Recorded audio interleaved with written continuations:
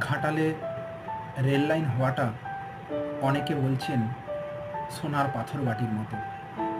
জানি না ঘাটালবাসীকে যে রেল লাইনের স্বপ্ন দেখিয়েছি সেটা পূরণ করতে পারবো কিনা, তবে জীবনের শেষ নিঃশ্বাস অবধি লড়াই করে যাব প্রিয় ঘাটালবাসীকে রেল লাইন উপহার দেওয়ার জন্য। যদি ব্যর্থ হই, এটুকু ভেবে খুশি হব যে আমরা চুপ করে বসে থাকিনি। বাংলার নবজাগরণের প্রাণপুরুষ ঈশ্বরচন্দ্র বিদ্যাসাগর মহাশয় বীরসিংহ গ্রামকে রেলপথের সঙ্গে যুক্ত করার দাবিতে আমরা দীর্ঘদিন ধরে লড়াই করে আসছি।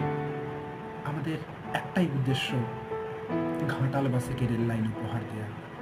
আবারও বলি, যদি সোনার পাথর বাটি হয়েই থাকে তা সত্ত্বেও আমরা লড়াইটা করে যাব।